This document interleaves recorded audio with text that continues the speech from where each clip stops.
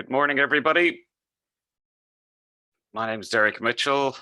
You're very welcome to this morning's webinar. We're just going to wait another minute to let as many people join as possible before kicking off the proceedings.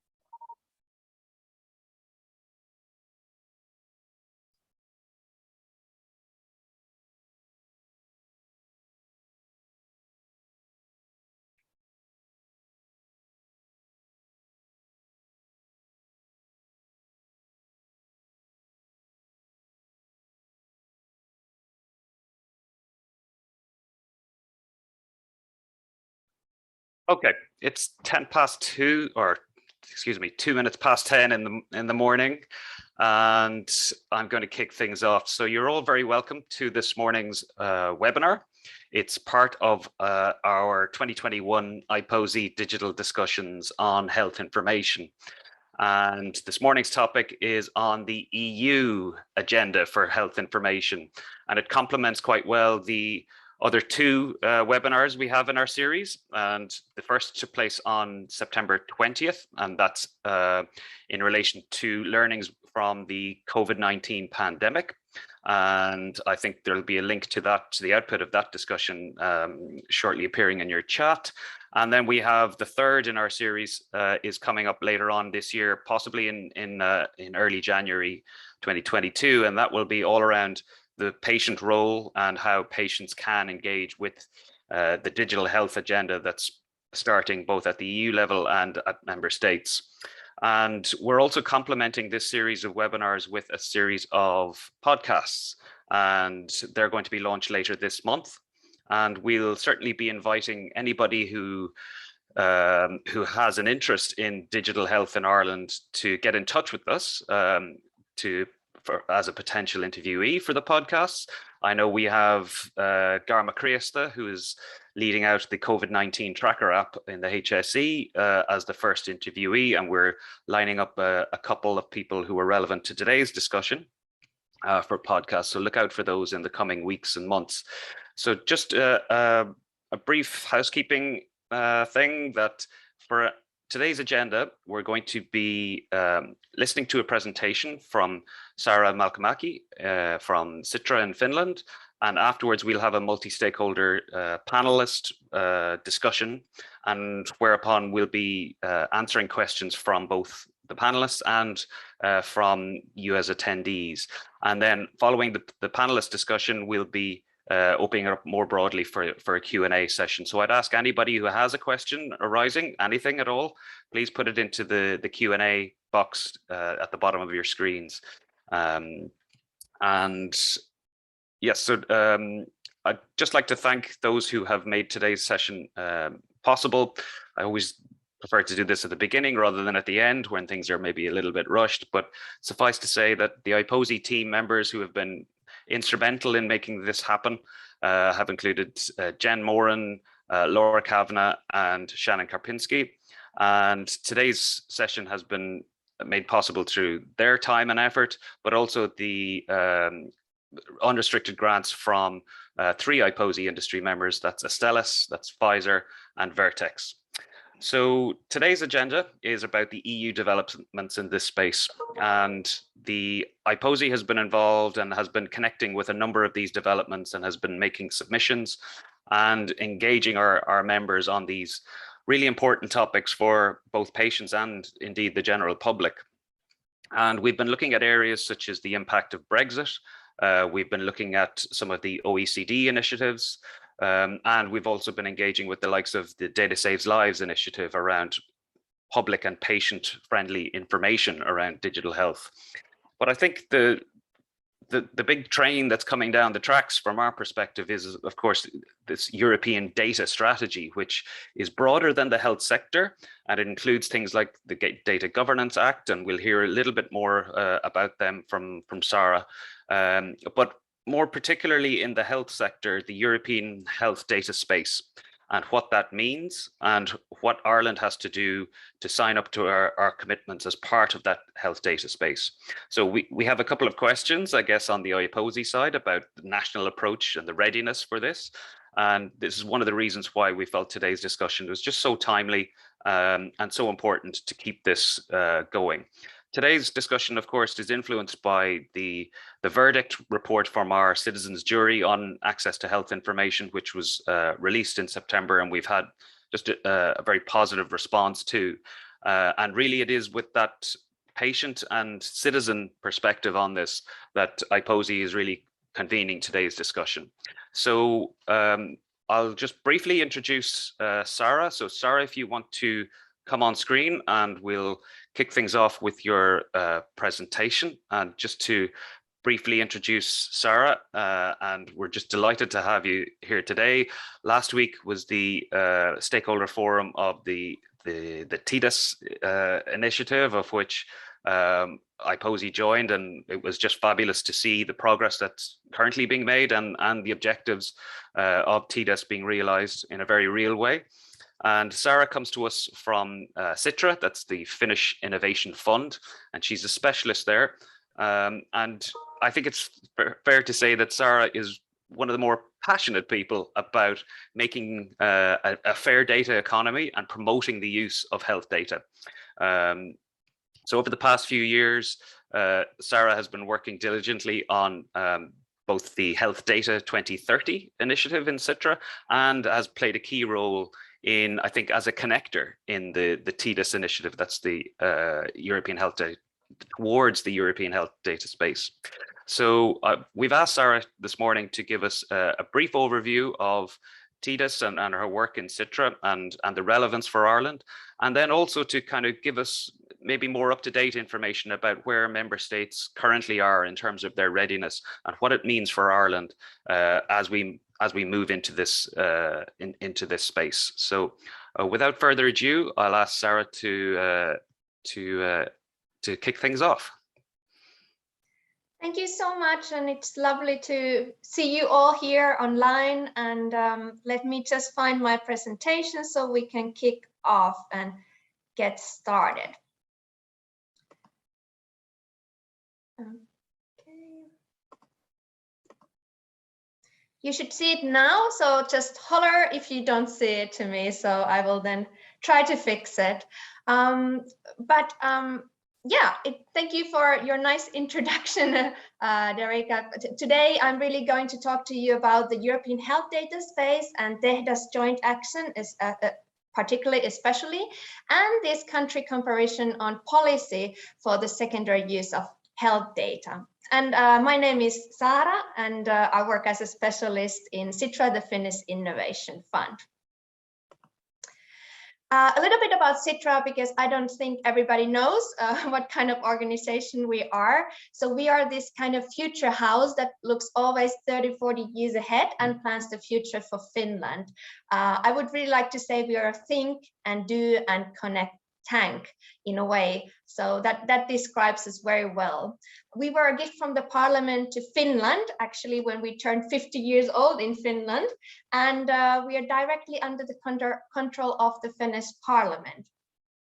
We are funded by our own returns on endowment capital, which is about 800 million euros at the moment. So we have a yearly budget about 30 to 40 million euros to spend on specific areas that we work on. So we have this big vision, and it's implemented by 3 themes and hundreds of projects in that way. And we don't do things alone, we do everything together with others. this is just a short recap what we do in Citra. So basically we have these foresight activities in Citra that are ongoing, and societal training as well. Then we have the 3 big themes that I was referring to. So the first one is sustainability solutions, which cover kind of this circular economy and climate solutions and all that. That's been going on in Citra for the past 10 years, so it's not a new theme. But then we have 2 new themes that just started this year. And the first one is democracy and engagement, and the second one is the fair data economy, which today I'm really focusing on.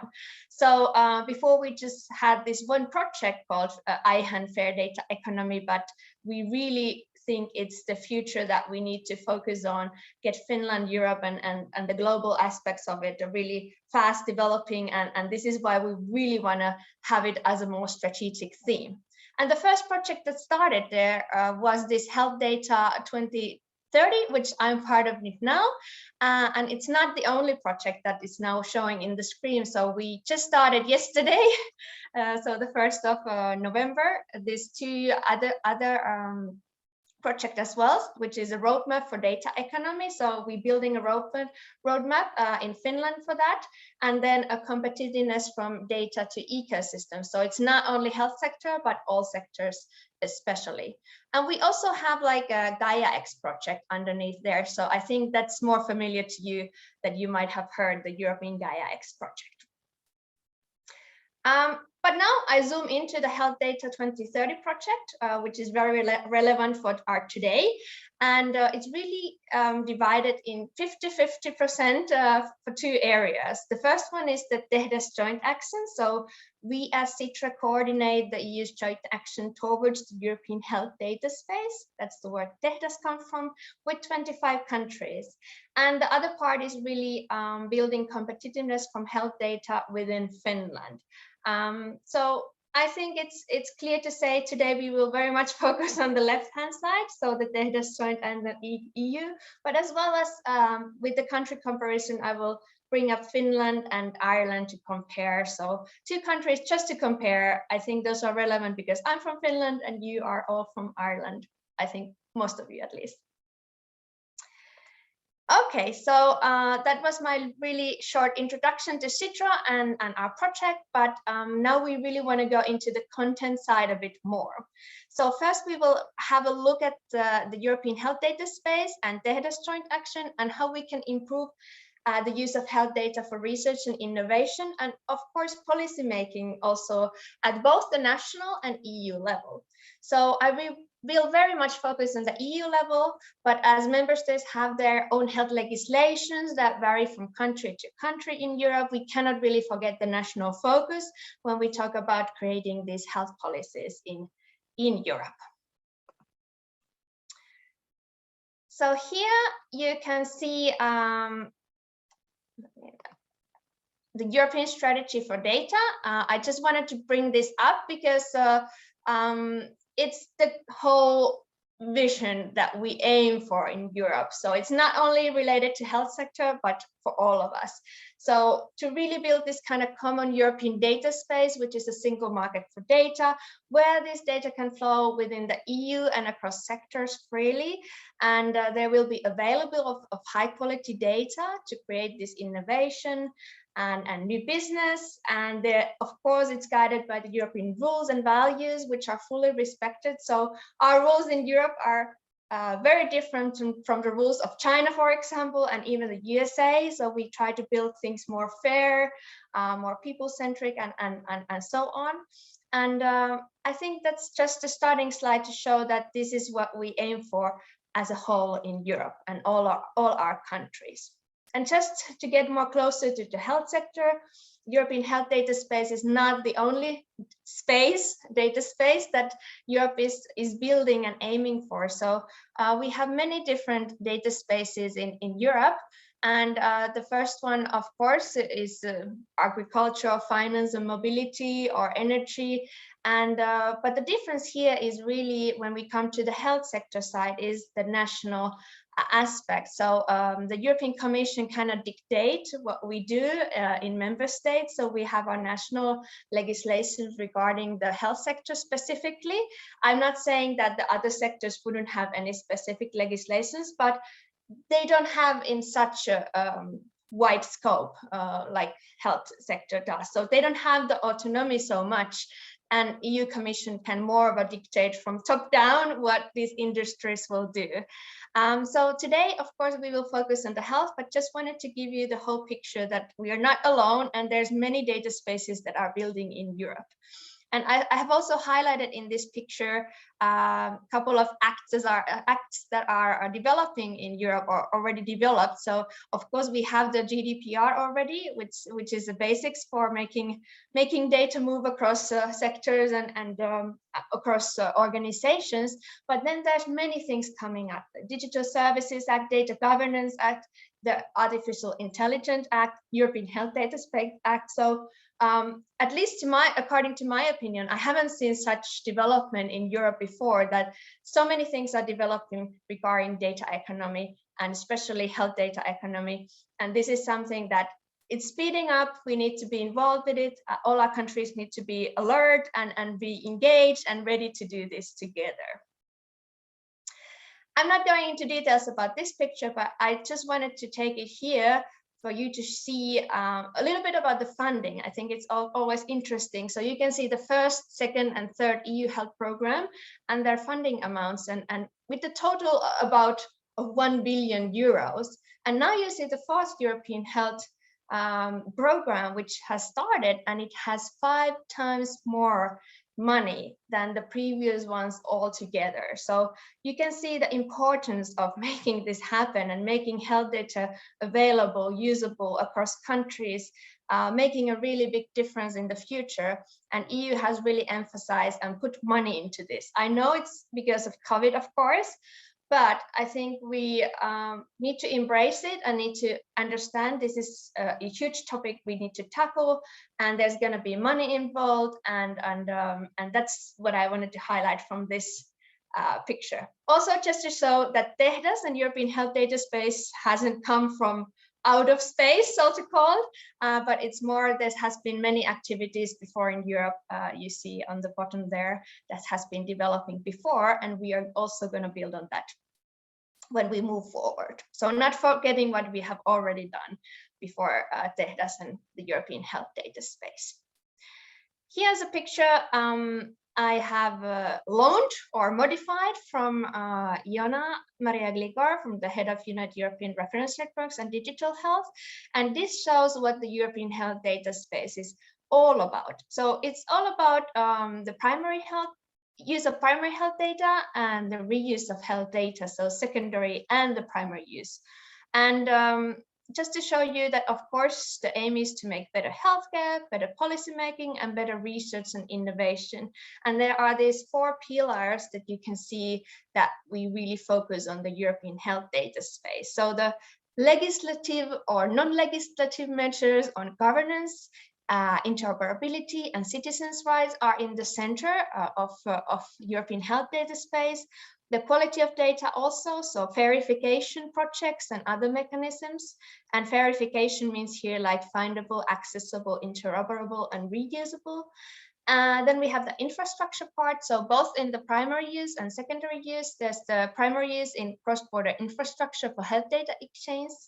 And then on the secondary use, this EU-wide infrastructure for secondary uses. So really helping the research and innovation and industry and data authorities and bodies and registry to make this a reality. And last but not least, the capacity building. So really trainings, cross-border cooperation, best practices, and so on. And how I really want to go to the TEHDAS project or TEHDAS joint action now is to show where we focus on there. So keep in mind the TEHDAS joint action is only focusing on the secondary use of health data, so not the primary use. And this is just to highlight what the aim is. So really the joint action helps member states and the Commission in developing and promoting these concepts for sharing of data in secondary use for purposes, and really to do it for the citizens' health, public health, as well as, of course, the health research and innovation. There's 25 countries involved, as I said, and you can see here that there's 25 EU member states and non-EU member states, therefore, like Norway, UK, I think Serbia and Moldova, if I remember correct. And I really like this slide because it really shows what TEHDAS is and what TEHDAS is not. So just to make it clear that TEHDAS is this kind of a preparatory body, not a legislative or executive body. And I already highlighted that it's focusing on the secondary use, not on the primary use. And it really does not define the European health data space, but creates more these proposals, options, and solutions for exchanging health data between different European countries. And it is co-funded by the EU Health Programme with 2.5 million euros. And of course, the rest 1.6 comes from the member states. So it's co-funded by the EU and the member states. It does not build working IT solutions nor pilot use cases, and it's not part of the Horizon Europe funding program. We have a clear scope within the TEHDAS, and we define deliverables and timeline. So the project started on 1st of February this year, and it will last for the next 2 years or a bit more. Going to the next slide. This slide shows how the work is really divided. So it's divided into 8 different work packages. And I think this sums up nicely what the project also aims for. So you can see the first 3 ones are related to project management. So there's no point in talking about them. So the first one really coordinates the project. The second one is about the communication, communicating the results and deliverables. And the third one is evaluates the project results. So a bit of a boring stuff from the project management, of course, important as well.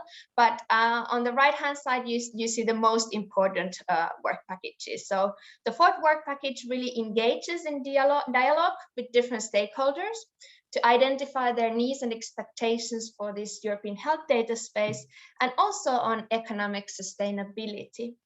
It really builds on top of what has already been developed in different projects and initiatives. And for example, it organizes this kind of project and policy forums. And just to give you a clue of the project forum, there were, in the first project forum, there were about 50 projects presented from Europe, and over 100 people, of course, taking part. So really engaging other projects within Europe to our TEHDAS joint action as well, and not making it alone and a separate thing. And actually, what is interesting in the work package 4 now is that during the next 12 months, it will also organize these country visits to 12 countries, in which each country's health information and health data management system will be mapped and analyzed and compared in the end together. And those 12 countries are I'm not going to go through the list, I have it, but I just wanted to mention that Ireland and Finland are both in the mapping of this. So it's interesting to see that way that we are involved, both of our countries, and hopefully in 1 year we had great results from that as well. So the 5th work package really develops these options for governance models for the exchange of health data between the European countries and at EU level. And the 6th develops guidance on ensuring data quality and interoperability, and comparable high quality health data for research and innovation is at the core of this work package. The 7th focuses on technical interoperability and creates a model for shared European data infrastructure across the EU. In this, they have also done quite a lot of country comparison and looked into the models that are going on technically already in Europe and in different countries. So they have done an interesting work there, and there's the first publication available on our website as well. But last, which is not least again, the citizen work package, which I'm personally very much involved in, seeks to gain a better understanding of the citizens' attitudes towards sharing their health data. And it also identifies ways to inform people and raise awareness of the benefits of the secondary use of health data. Also, definitions such as data altruism are in the focus of the work package. And so far, we have done literature reviews on both data altruism and citizen engagement. And of course, we have also conducted some stakeholder interviews in this work package. But what's coming up now is that this month an e-consultation dedicated to citizens to better understand their perceptions and preferences and expectations will be launched as well.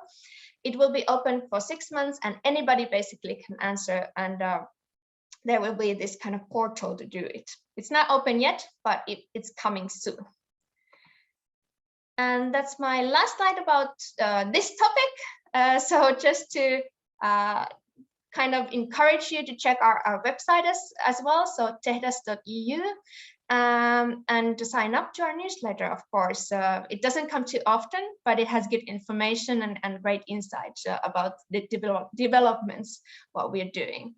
And just to give you a tip, you can also find all these work package publications on our website. So that's the place to go if you want to know more.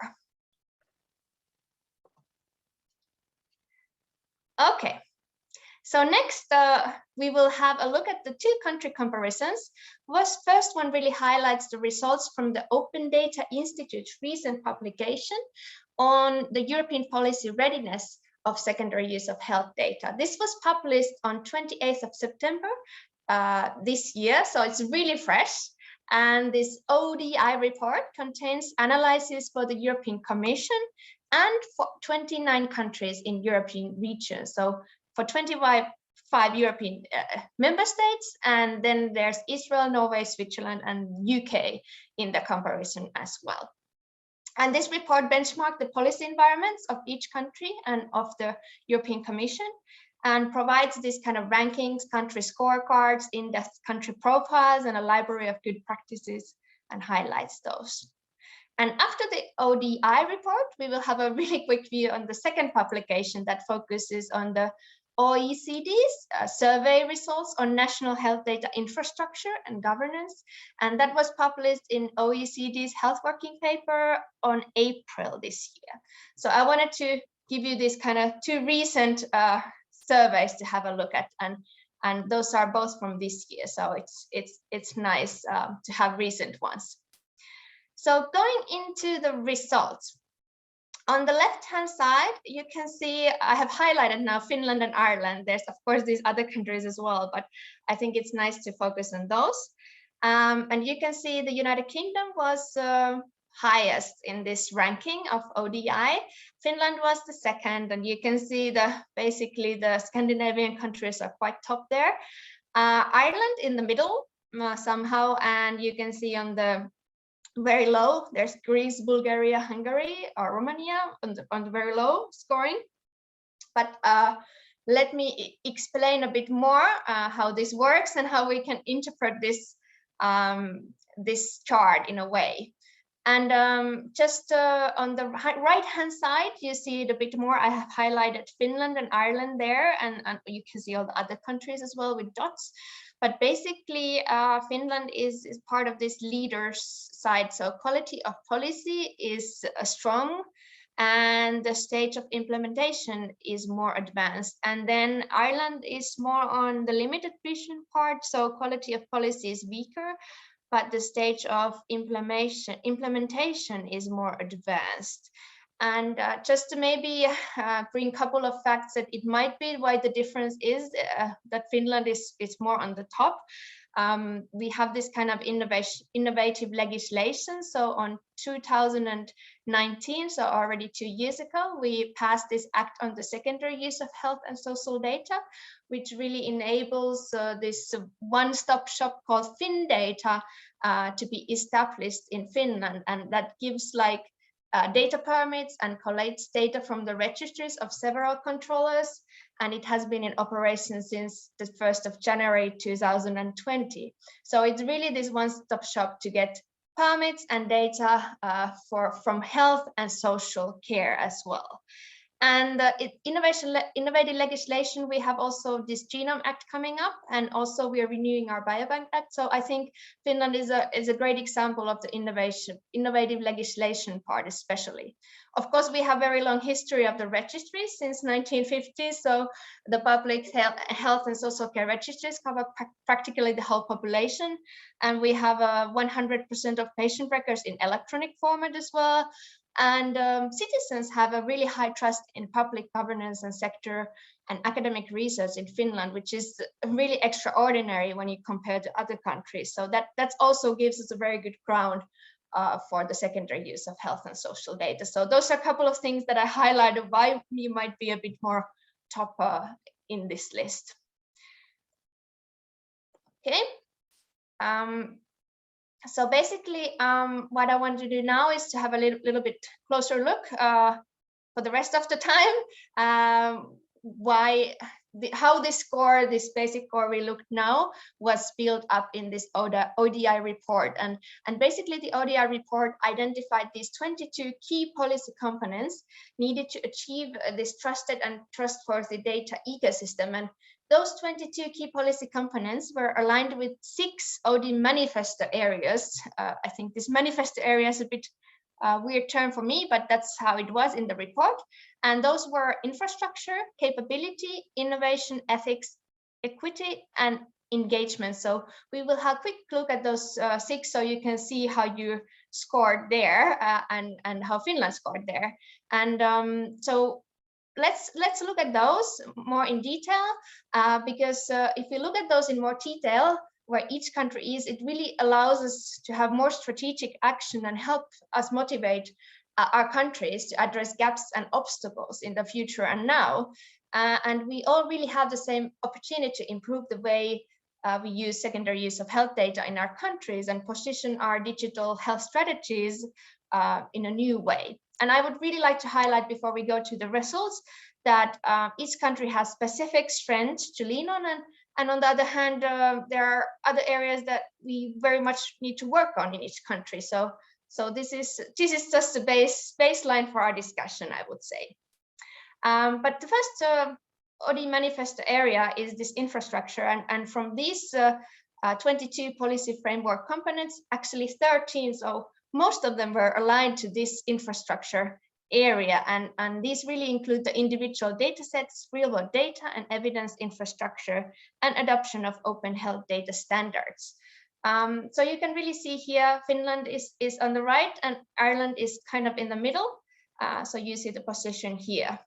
And when we go to the capability part, you can see that Finland and Ireland are in the same well-aligned corner.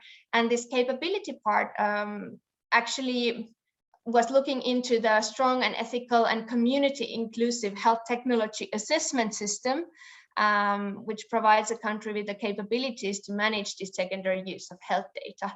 So this was something we both did brilliantly. And the innovation part, here we can see a little bit scattering again. Finland is kind of not in the best position, but more better than Ireland, definitely. And this innovation part was assessing if country level health policies recognize the opportunity of the secondary use of health data, and also what investments are being made in electronic health record systems. So those were analyzed in this part. And equity part is that this focused on privacy regulation and whether these opportunities for the secondary use of health data were identified to help reduce health inequalities. And you can see Finland did worse here, especially, so this is something we should focus on in Finland, and Ireland did much better in this part. And when it comes to ethics, Finland and Ireland are at the very top. So this focused on the level of trust in healthcare systems and the ethical and accountability framework in place for secondary use of health data. And I think this is the last one. So engagement, you can see again our positionings there. And this engagement part focused on investment and initiatives to ensure this public and patient participation in data ecosystems and sustainable and trustworthy data institutions. My last slide is really about the second publication. So here is another one, not the OD one. So this is the OECD survey results on national health data infrastructure and governance, and this came out in April, as I said, this year. Basically what the report and survey results concluded that, of course, there remains this variability across countries in health data use and governance. And there's like a small cluster of countries reporting high agreement with the policies, regulations, and practices that foster the development, use, accessibility, and sharing of key national health data sets for the research and statistical purposes.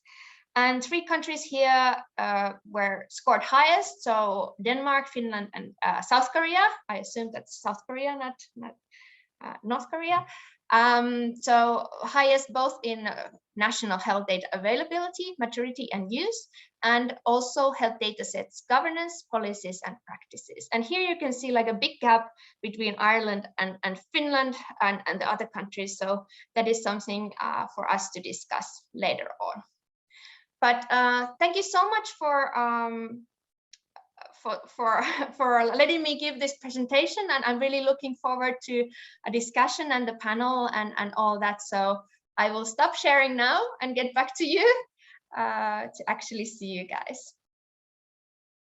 Thank you, Sarah, and thank you for that really, really interesting overview of where not only Europe is at, but where maybe currently Ireland is at, and what we can learn from that, and what next steps we as a nation need to be taking to get ourselves, I think, further to the right and further up, and also in terms of our readiness. I think the OECD data is quite stark, if I'm being perfectly honest. So I would ask our multi-stakeholder panel to join us and to activate their videos. And I'll just very briefly introduce our panelists. And our panelists are here to give their response to both Sarah's presentation, but also their perspectives on where we in Ireland can be headed, and what major roadblocks need to be overcome to get us to a point where we can realistically be talking about the sharing of data for secondary use. And the first panelist is Avril Daly, who's the CEO of Retina International. Avril will be familiar to many IPPOSI members. Not only is she a former IPPOSI board member, but in her time as CEO of Fighting Blindness and now as CEO of Retina International, she has been representing the voice of charities and foundations concerned with the promotion of retina research and related health policy for many years. And Retina International is now in 43 countries, which is remarkable and a testament to the work you've been doing in more recent years. Our second panelist is Theresa Mcguire. That's Dr. Theresa Mcguire. She's the Director of Research Strategy and Funding in the Health Research Board. Again, no stranger to IPPOSI members. Theresa, not only in her current role as Director of Research Strategy, but spent some time seconded to the Department of Health in more recent years, and worked with, indeed, many state agencies in terms of developing an evidence-informed decision-making function in the department, and I think is very well placed here in terms of the HRB's involvement in TDIS and of course with IPPOSI members to give your perspective on what we've just heard. And our third panelist is David Toohey, who's the CEO and co-founder of Synchraphy. And David's company is developing a next generation medical grade frontline patient care and clinical informatics solution. And I'm sure he'll tell us a little bit more about that. But I think David's company is in a very interesting space in the Irish healthcare setting in terms of providing solutions for frontline staff that, again, have the potential to generate greater innovation both within the system and for secondary use, as in terms of what Sarah has described. So you're very, very welcome, all three of you. And in terms of, we're going to spend the next, I think, about a half hour just talking primarily amongst ourselves, but also with the questions from the participants. So please keep the questions coming through. And I'll go probably to Avril first. And in terms of Avril, what you've just heard from Sarah and your own experience over the last number of years, I know you've been heavily involved working with what Sarah touched on in terms of the rare disease European reference networks and their development, and Ireland is committed to joining those, but also more broadly from a patient perspective about maybe some of the concerns, but also where some of the opportunities might be for Ireland. Okay, so thank you so much, Derek, for inviting me to speak today. It's great to be back on an IPPOSI platform and to be participant in this particular discussion, which is, of course, incredibly interesting because so much is happening, as is evidenced by Sarah's presentation. My own experience in recent years has been very much European-based, but I see where the opportunities could be. I think what's really exciting for all of us is knowing that the European Commission have presented this digital reform package, including that communication on a European strategy for data. This is in essence to support the data economy. And if you look at the pillars for the European Commission and what they're really focused on is trying to make Europe more competitive. And of course, this issue of data is fundamental to that. So their objective, as we've heard, is to create this single European data space by 2030. And of course, for us in the patient community, we must understand how complex this is. It's great to hear, elements, this piece is happening and that piece is happening. And it's all very exciting and encouraging and very hopeful because there is good communication about it. But what we must understand, and I think which is critical to us, is that these will all require legislative key actions, across different sectors, and there will need to be governance frameworks for data access, as well as the establishment of this common European data space. So our issue is that health requires its very own particular legislation, and governing health data for a secondary use, for example, as has been discussed, is quite a distinct case.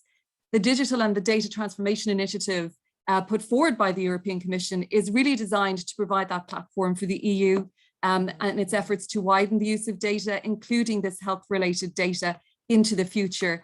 And this will address this issue, so clearly outlined by Sarah. As patients, particularly those involved in research, and I've been involved in patient-led research now for over 20 years, and you're really starting to see how the implications of current data legislation are affecting research. And of course, then looking at these initiatives bring us hope. But the area that we're most familiar with, I suppose, as patients and indeed as citizens is GDPR, right? I mean, that's the area of European data policy that has many different concepts and has many different implications. And, there are very special cases for personal health data, and we need to really look at issues concerning the transfer of data and particularly issues that are emerging. And they're not emerging, they've been here for a while. We really just need to address them. And these are issues concerning genetic biometric data. They all need very special protections. And what's critical for us as patients and patient advocates to understand is that there is really a broad body of these other legislations that are relevant to this that need to be developed, and to secondary use of health data that do need to be developed. And so it's really important for all of us to realize that we cannot look at this issue in the context of one piece of legislation, but in the context of, the legislation that relates to it and that will be developed to support the entire effort when it comes to health data. So in saying this, it must be understood as well that patients and stakeholders, we understand the need, to safeguard information, the sensitive nature of health data and the need to really, protect all of us. We're not against this. And I think that's very important to mention, but we need to be across it. We need to ensure, that these other frameworks do not impede the sharing of health data and in turn have a negative effect on the delivery of care in particular, and services in healthcare, but, in particular in I suppose in my area of work, the development of medical research and access to the innovation for that for unmet need. So from a European perspective, we need to share data effectively and appropriately. I think that's well recognized by the Commission in their general strategy, as well as their health strategy. And governing cross-border exchange and use of health data, needs to respect the fundamental right of the protection of personal data as set out in GDPR.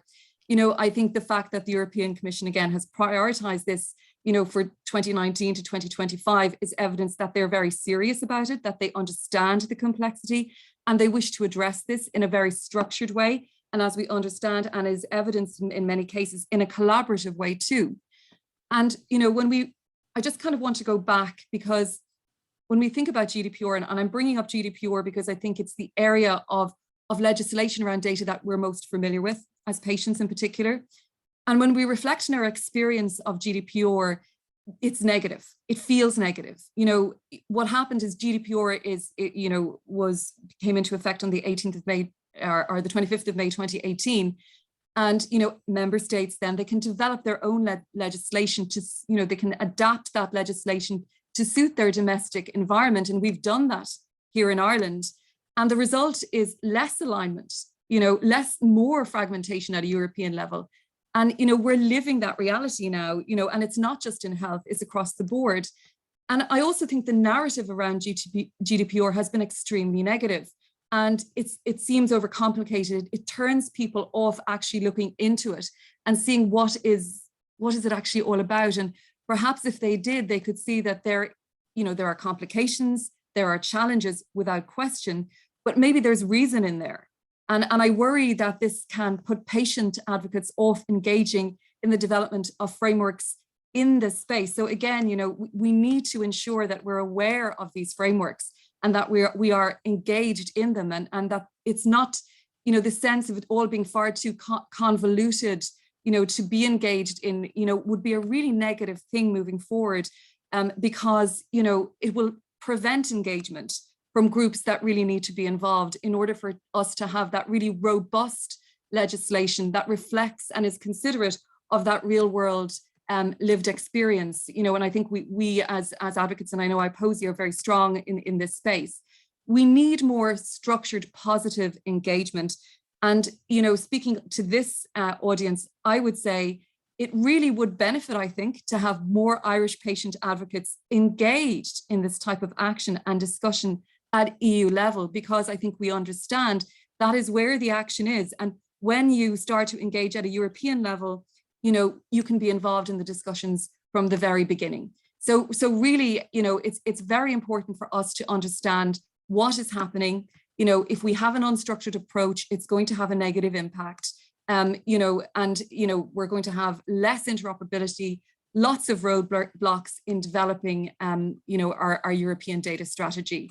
The European Commission itself is very aware of the challenge of this, fragmentation in each country taking this legislation and making it their own, so to speak.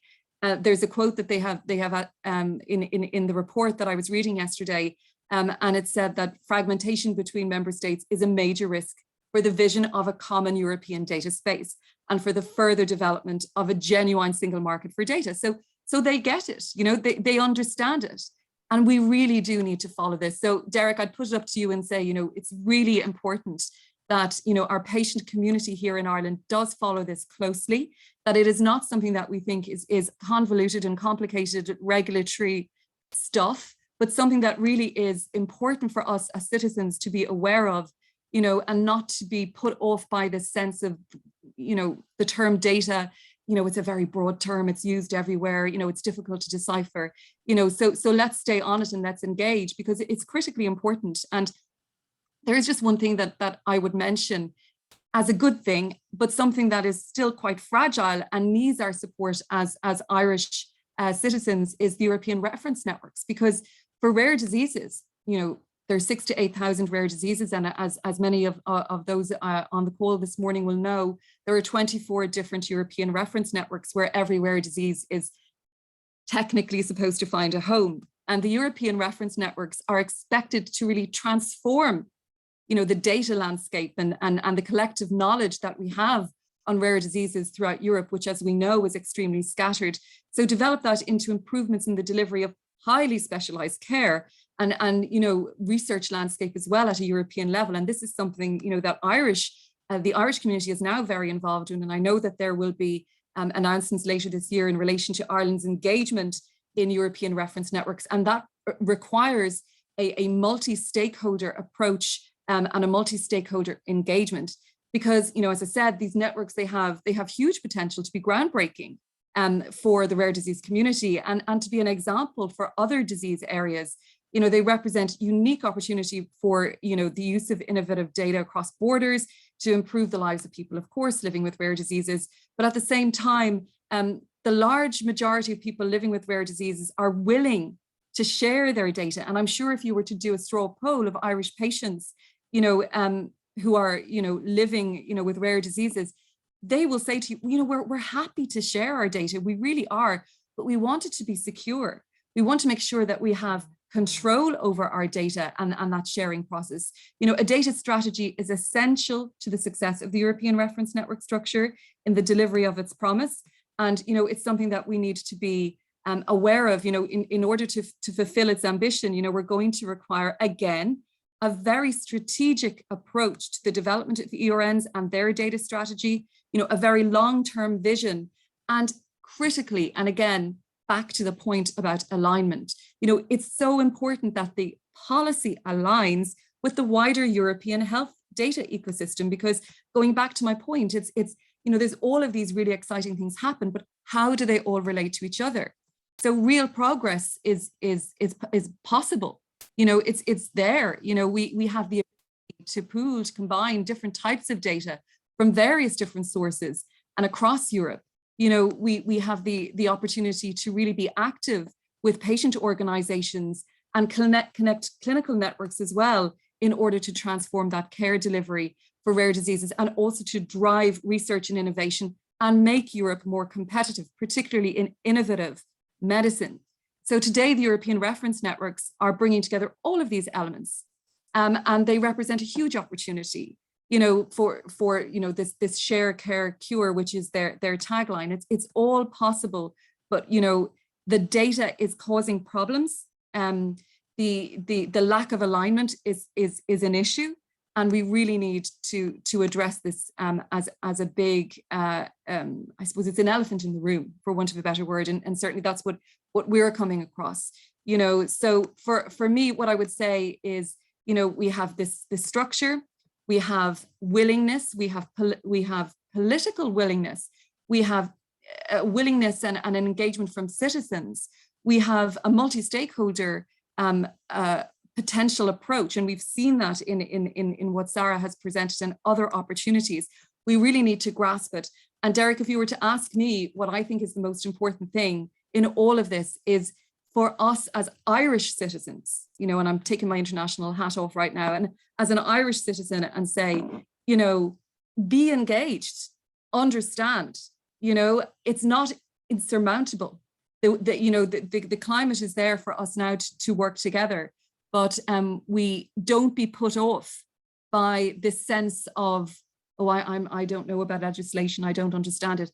It's understandable, and organizations like yours, Derek, I think are really pivotal for Irish patients to be involved, and to engage in these issues and bring them home. And the last thing I'd say about ERNs is, it's so critical that we embed them in our Irish ecosystem here, in our health structure. And I think we can only benefit from the opportunities if we're aligned. So alignment is my message, alignment across Europe, and understanding of how one action affects the other. It's like anything else. Thank you, Avril. I have a full page of notes from taking down, and there's probably so many points that I could make in response, and so many questions I could probably point to other panelists. But I think we'll give everybody the opportunity to have to give their perspective, because I think there will be some commonalities between perspectives. And if I can turn to maybe Theresa next, and we've heard from Avril there about the need to understand not just the importance of future legislative efforts, but the complexity that's associated with them. And it's certainly something that IPPOSI was almost set up to do in many respects for patient communities. And the role of organizations like ourselves and others in this space, I think that the HRB has been very clear in the strategy that your organization is doing to really bring that kind of people aspect into both research and indeed policy and innovation. So can't wait to hear what your perspective is on this, Theresa. So please, the floor is yours. Thanks, Derek, and thanks, Avril, and thanks, Sarah, I think, for setting a really good scene for our discussion today with your overview of developments in Europe and around data for primary and secondary purposes. And also, I think what is, let's face it, a sobering enough analysis in relation to Ireland's current standing in the health data space, if I can call it that. I must confess there are some aspects of the ODI definitions, terminology, and so on, like you, that sometimes I find it a little hard to engage with, and I have to spend a bit of time with some of those graphs. But notwithstanding that, I think it is fair to say that whether it is that report, the OECD report that you referenced, we know that the WHO came and did a site visit to Ireland to look at the health data landscape in 2019, and they produced a report. Indeed, we had really candid and useful COVID-related reflections here at our last digital discussion from the Department of Health itself. And we've had a recent report from HICWA in the last number of weeks. And I think it all paints a similar picture. So I think it's an assessment that we can relate to. We know we've no national health information strategy or data strategy or roadmap, whatever you want to call it. We haven't had one of these since 2004. I think we've been talking about the need for specific legislation for health data for over a decade. And let me say, and I can get into this in question, and this is long before GDPR was a kid on the block. We have lots of issues in our health system, whether it be private providers, mixed with public, the voluntary organizations, et cetera, where we require that. And I think we do spend a lot of money on data projects and data infrastructure, probably not enough, it's fair to say, and I think that's something we're getting under the bonnet of. But there's no doubt, picking up Avril's point, the lack of an overarching plan or coordination means that, inevitably developments are going to be fragmented, siloed, not aligned, and we're going to have coverage, quality, or interoperability issues. And that means, I think, again, as evidence from the assessment that you did, we do have pockets of innovation. We do have pockets of real capability, but we're not really yielding full value from these. Now, that paints a somewhat bleak picture, but again, and I think you brought some of this out in your analysis, we do actually have quite a lot going for us. And again, Avril picked up on some of these issues. Like Finland, I think, and as evidenced in COVID, our government adopted a very evidence-informed approach to planning and the response to COVID from public health, and the public responded to this, and they acted on this advice. So I think that's very positive. We do, I know this is a source of frustration for a lot of people, we do have legislation for a unique identifier, and we do have a dedicated office in the HSE to roll this out. We just need to do it, and we need to do it quicker. We have received more funding from the recovery funds in Europe to expedite electronic health record rollout and so on. Because of course Europe understands that this is going to constrain national and EU policy goals unless we move in this. And we have centres of excellence and capabilities in the data space that can be leveraged for a national plan. We're not lacking there. And when it comes to research and innovation, we do have surveys that tell us that we have consistent high levels of public trust in health research. And when it comes to the issue of health data specifically, we do have surveys at this stage telling us that the public and patients are supportive of sharing their data beyond the purposes for primary purposes, whether that be for policy planning, public health surveillance, or research purposes. But they do want to be actively involved, and they are concerned about shaping the direction, the solutions, and the safeguards, as Avril said. But surely that's not outside of our wit and ability to do that, especially as we have really well-established patient advocacy organisations and charities who are very involved in research discussions and who are really helping to drive that real push, again supported by the HRB, to get greater public and patient involvement in all research discussions. And we can see this in evidence here today by this very event. And finally, I think, we did see at the last digital discussion very positive signs of intent, I think, from Marisha Connor, Assistant Secretary in the Department of Health, around this. So I think bridging the gap to other leading countries, it's not impossible. And we have a real opportunity for engagement in these EU discussions, not just in TADIS, but in other areas, and to learn from others, to take on board those models, those solutions, the guidance from TADIS, and to speed up what we need to do here in Ireland. And I suppose from a HRB perspective, that's why when we heard of TADIS, we jumped, we knocked on the department's door. We said, we want to be there with you. We want to be a bridge to the research community, to the patients and the public and so on. It's too important. And it seemed like a really natural progression of work we've already done and started a number of years ago. We heard at the last session, so I'm not going to dwell on it, but we published a report in 2016 now, referred to as DAZZLE, which was actually putting a proposal for an enabling environment for data access, storage, sharing and linkage. And while our motivation was research and innovation, it was clear even then that had benefits for many, many other use cases beyond research and innovation. And those concepts and that proposal remains valid. Technology has changed, a lot more has happened. There's even more examples in countries and lessons and solutions that we can now take on board. The discussion that's happening now currently through TADIS around different interpretations of GDPR and the legislative and governance frameworks wrap right around that and bring that into a really, really useful place. And all of the discussions around interoperability and quality frameworks and so on really, really add to that. We've moved to practical action, which I think is, I suppose, one of the themes that I'd like to keep stressing today. Avril has touched alignment, and I think I'll touch on that a lot. And practical action is something that I'd like to keep driving home. We're funding a technical proof of concept project with iCheck currently too, where we're establishing a prototype hub, seeking to demonstrate using synthetic data or dummy data, how researchers across a wide range of use cases, including genomic, research can be provided with secure and controlled access to linked health and social care data sets to enhance research and innovation.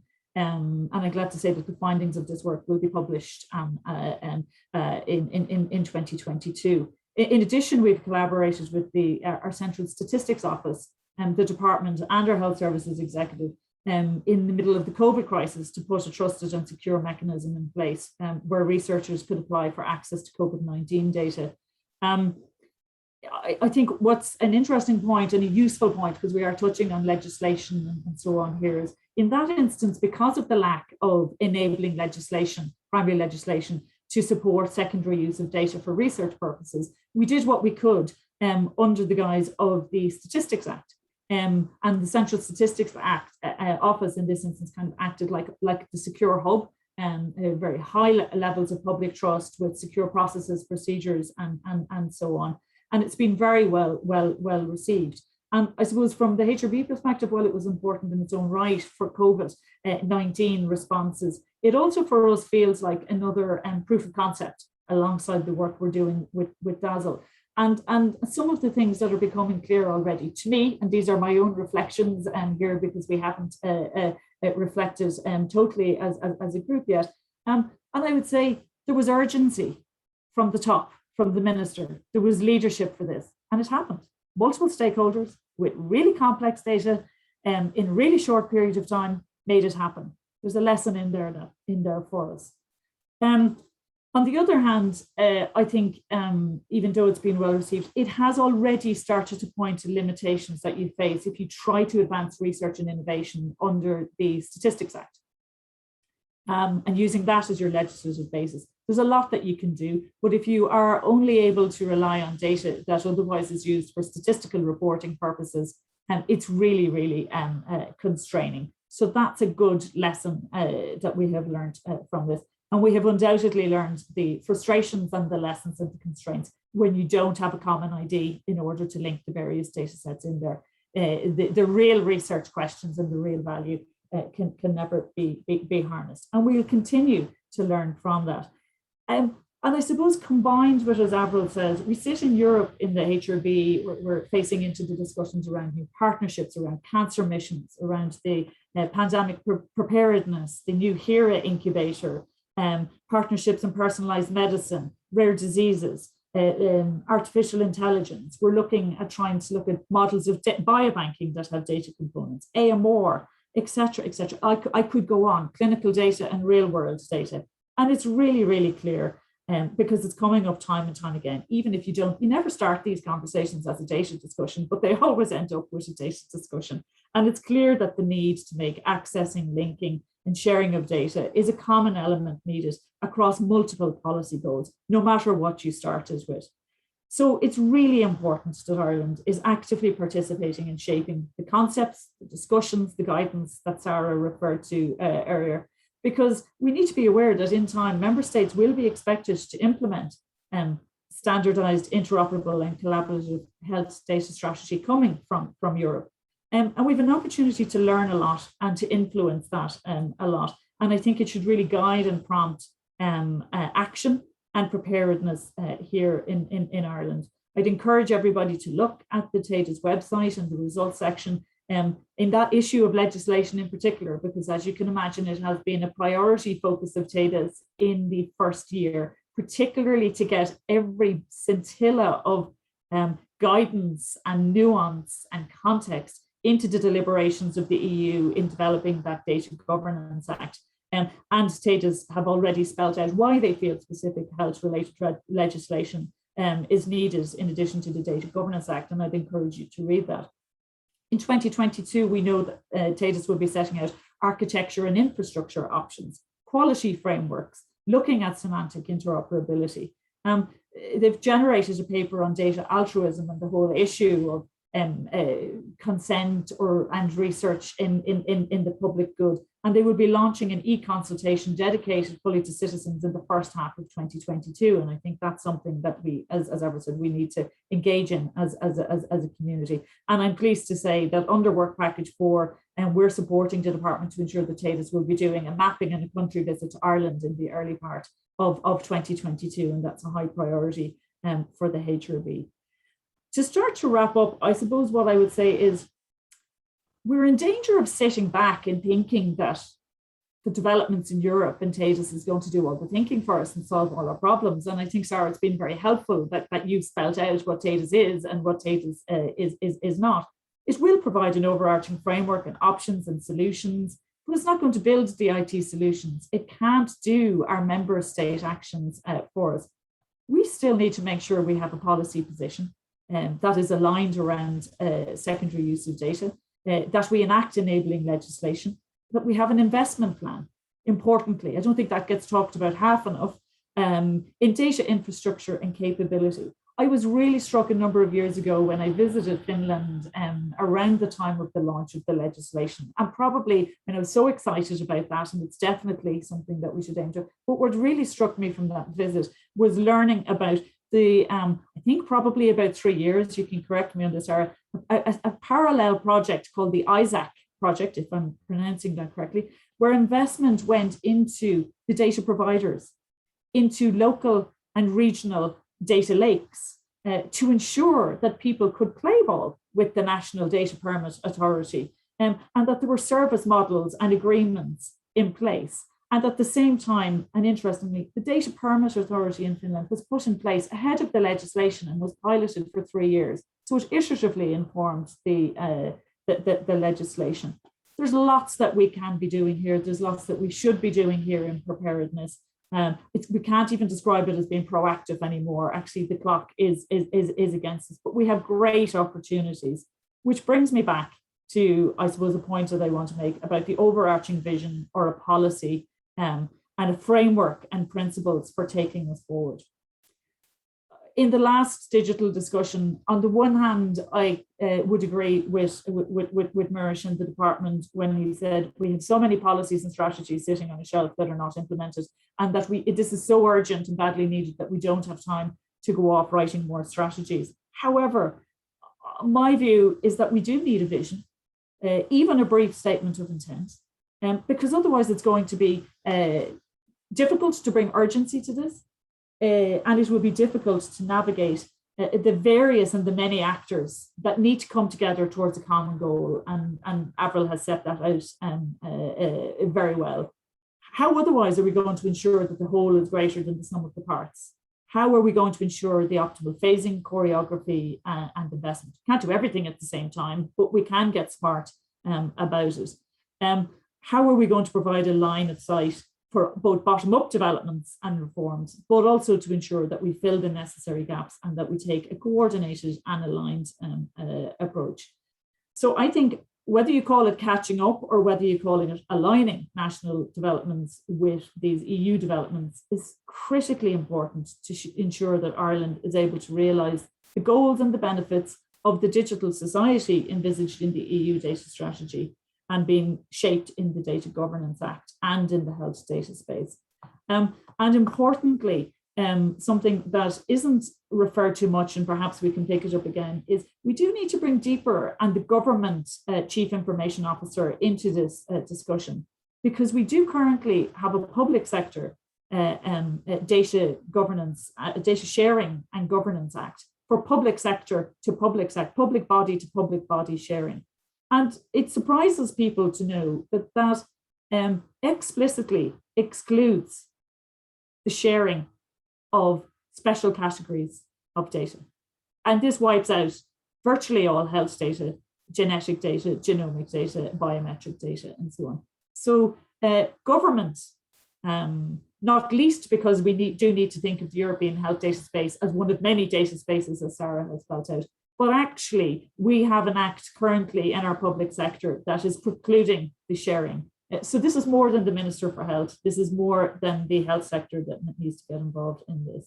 So in conclusion, I'm minded, I recall one of the very first meetings when TATUS was being introduced and the EU Commission were giving a presentation, and it seemed so lofty and ambitious and slightly nebulous and scary and so on to many countries. And the Commission was asked, how are you going to take this forward?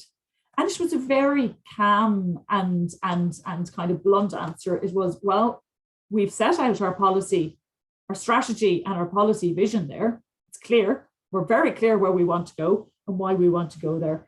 And now we need to move on three legs of a stool: legislative action, practical action, supported by funding. And I suppose that stayed with me. And I think it's not a bad rule of thumb and an approach to think of in terms of how we take this forward in Ireland. So from my perspective, we should publish a statement. We should seek to publish a statement of our vision and policy as clear as early as possible in 2022. And then, like in Finland, pursue enabling legislation in parallel to doing things with local and regional data infrastructures and piloting a new hub, etc., and getting our coordination structures and our engagement structures to bring all of the stakeholders in to be discussing this in Ireland. Finally, access and reuse of health and health research data creates value for healthcare, for patients, for the economy, for the society. I can't think of a more obvious public good.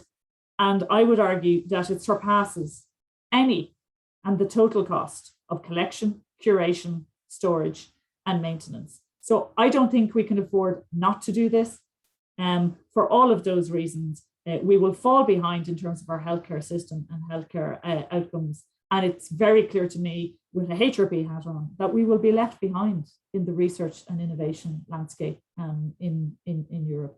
And finally, just to say that we will, in the HRB, we have a team specifically working on this. It's an explicit focus in our strategy, and we look forward to communicating as well as diverting you to the TATUS website, to all of the developments, the opportunities, and for engagement and for input throughout the remainder of this year and 2022. And yeah, and look forward to working with many of you to that end. Thank you. Thanks, Theresa.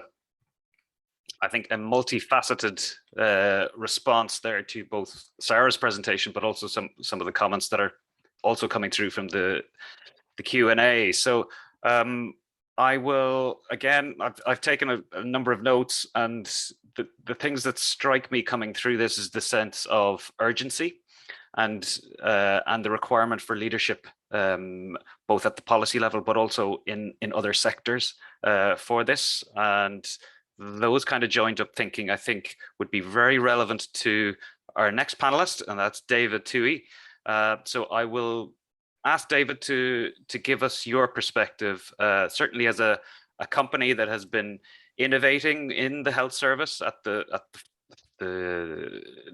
front line, but also is using data in ways that you probably hadn't imagined when you started engaging. So really interesting space, Synchraphy. So please, David, the floor is yours. Okay, thank you, Derek, and apologies to everybody for my, I'm recovering from laryngitis. So hopefully you can understand me. I will keep this relatively short. Sarah, thank you very much for a very, very educational presentation. And clearly the Finnish situation is one that we can only aspire to right now. I see that Ireland scores 55%. And interestingly, Estonia also gets the same score. The reason I mention that is that Estonia is really a world leader in e-everything, e-health, e-everything. I mean, they're just so good at it. But they haven't obviously taken that next step of putting in the whole policy framework that enables and allows the secondary use of healthcare data just yet. Probably they're on a journey. With my background and with the sort of solutions that we have been offering to the health systems, both here and in the UK and elsewhere, clearly I'm a convert to the idea that data needs to be in a way that can be usable. It needs really to be digitalized. If it's on a piece of paper in the archives, it is of no value to anybody, and it's certainly not going to enable our researchers. So it is a big enabler, and you'll see that coming through in my comments over the next few minutes. Certainly the OECD report, the last slide of Sarah's, on the national health data infrastructure and governance, where we are abysmally behind the 8 ball, is not very good. But I would have to say, from my direct experience, I have seen some very encouraging signs. Particularly one of the slides that Sarah showed that the health technology assessment situation is very good in Ireland. My direct experience of that is absolutely true. And I would call out 2 particular organizations as being particularly helpful in this regard. One of them is the Health Innovation Hub Ireland, which is an organization sponsored by the Department of Health and the Health Service Executive. And their job is to scout for promising technologies, to find and identify targets that they will pilot and independently assess, and then to issue a report to the senior executives of the department and of the HSE. And they are very good at this. They've been at this for a long time. Now, I know that from direct experience because I did pitch to them in one of their calls. We were identified, the product was taken and trialed for a number of months in a hospital in a very demanding environment and independently assessed. It was then reported upwards. The result is we are now a national demonstrator for that type of technology. A second organization I would call out is within the HSE itself, and it's being identified as the National Centre for Digital Health Innovation, led by Professor Martin Curley. And this has identified a 4-stage model for innovation and adoption. The development of the system, the piloting of it, the national demonstrator establishment. So there's a site you can go to, and then nationwide adoption. So it's a 4-stage model. We're at the national demonstrator stage on that model. And recently we've won a significant tender for 20 hospitals. So we're on that journey. It does actually work. One of the other things that Martin has done within that national centre is created with universities in Ireland a master's degree in digital health transformation. And I cannot commend that action more highly. It has been an offer to management and practitioners within the HSE. And its goal is to create a really informed, well-educated, well-positioned cohort of change agents embedded within our health system. I'm sure you can all appreciate the potential power of that. Some of them in doing their closing project are using our particular system as an example, for instance. So that's very, very, very positive, I think you'll all agree. Now, obviously, the slow adoption is a bit sobering across the whole piece. The low awareness of the power of using health data for secondary use. I mean, it's intuitively obvious. It's such a pity we haven't been able to enable it more significantly. I think things are changing.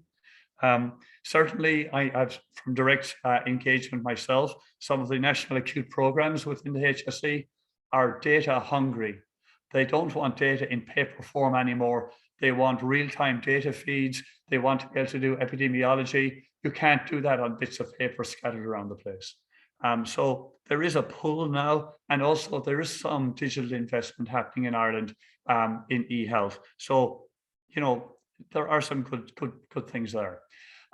When you consider, and it won't be something Sarah's familiar with, but we have a mantra in the HSE about stay left, shift left, which is about trying to move the point of care and the intervention towards the home, towards the community, towards primary care, and prevent people falling into acute care. You really don't want to have to be that person. You want to be dealt with further to the left. And so that's a really important guiding principle. But initially, of course, it's focused on the primary use of healthcare data insofar as the systems are being developed. But clearly, once you have digitally available information in primary use, that can then feed with the proper legislation into secondary use. So the paper is the big block to secondary use as I see it. You can perhaps perform a small registry on paper, but you can't do large scale epidemiology. You can't create a large data lake based on paper, just can't be done. It's overwhelmingly expensive to try to do that from a transposing point of view with labor. And the worry, of course, also is the old thing from the computing industry, garbage in, garbage out. If you do not have high quality data at source, you are not going to get good secondary research performed. It must be a great frustration to our researchers that they cannot get data that is pristine and that is of sound quality. I'll give you one example of that. In the hospital setting, which is where our system performs at the point of care by the bedside, today, throughout Ireland and throughout the UK, you have a vital sign rounding chart. So it's basically for all your observations. It's coupled with an early warning score. It's a really powerful concept and tool. The trouble is, it doesn't work on paper. The error rates, according to the NHS audits and the HSE audits, the error rates are over 50%. You know, I mean, how could researchers work with that data? To say nothing of the impact immediately on the primary use, which is improving patient care. So the system that we've put in, for instance, moves that 50% down to less than 1% because it eliminates the opportunities for human error. So, you know, this is the way things are going to be going. And it will make a massive difference. Digital overwhelmingly delivers on the primary use case, which is improved patient care. But also it can enable secondary use hugely. So where at primary use, you're getting more accurate data, more timely interventions, fewer escalations to ICU, shorter length of stay, better outcomes. Imagine what could happen if you take a nation's data and offer it to the secondary researchers. You can really improve practice. You can really spawn new product development. It's a very, very positive thing. So the example I've just given you, if our system was in all of the hospitals, which it isn't yet, but it would give 10 million sets of accurate patient data just from Ireland alone every year. You know, so the potential is there. If you combine that with laboratory information systems, with meds, with scan data, you've got a very, very powerful tool that researchers can dig into. However, vital factors which have been mentioned by previous speakers around data governance, medical condition coding, consistency, data structures.